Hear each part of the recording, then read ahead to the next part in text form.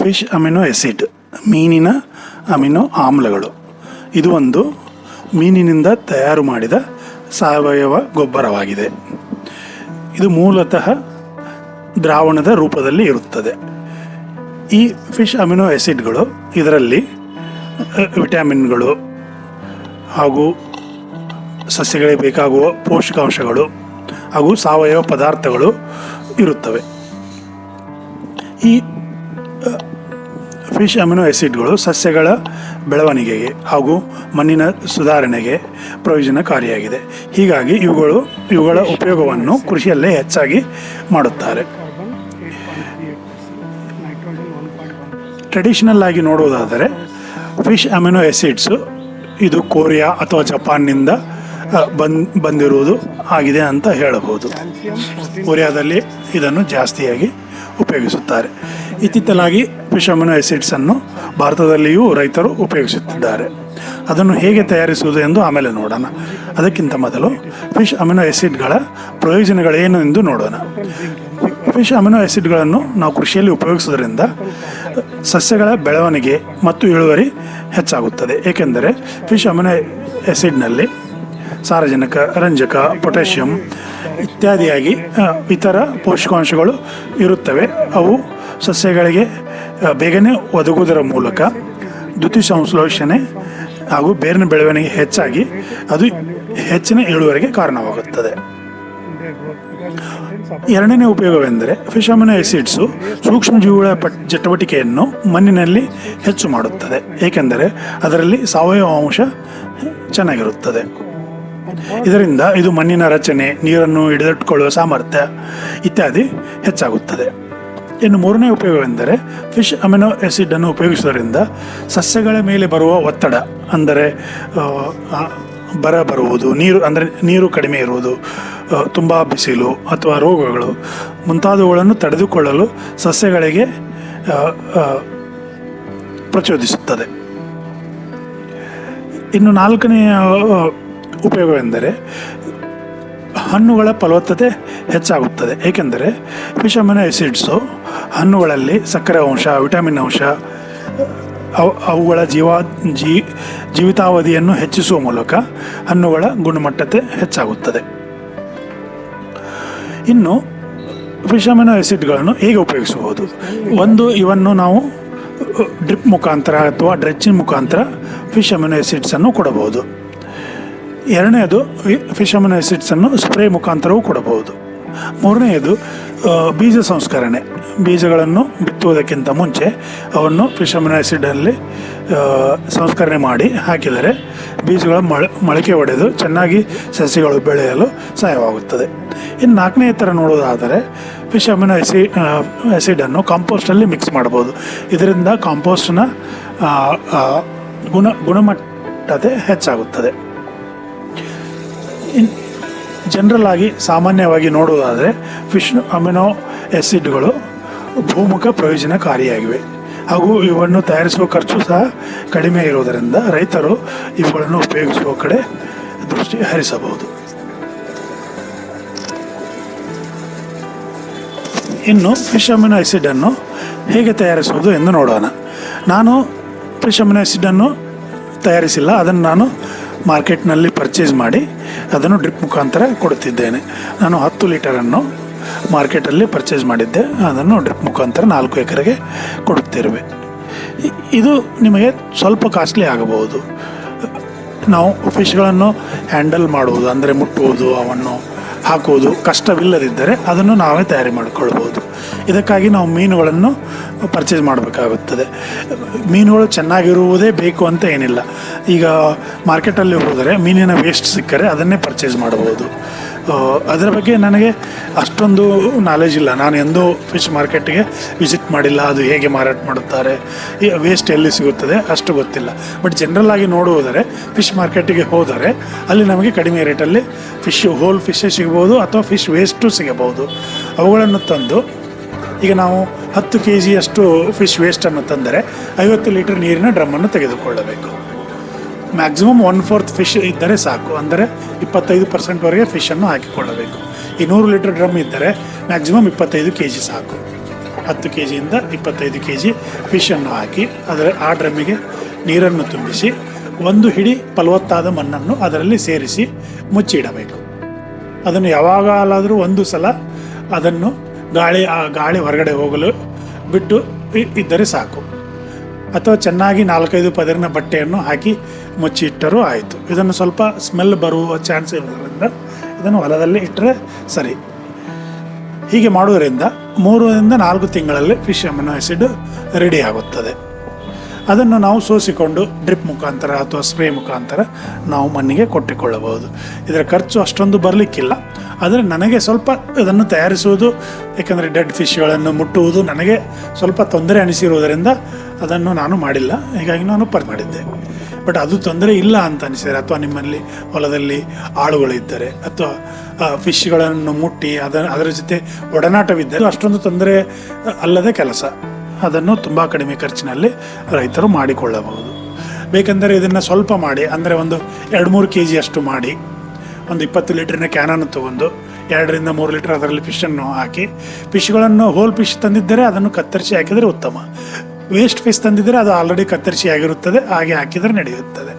ಒಂದು ಮುಷ್ಟಿಯಷ್ಟು ಒಳ್ಳೆಯ ಫಲವತ್ತಾದ ಮಣ್ಣನ್ನು ಅದರಲ್ಲಿ ಹಾಕಿ ಇಟ್ಟರೆ ಆಯಿತು.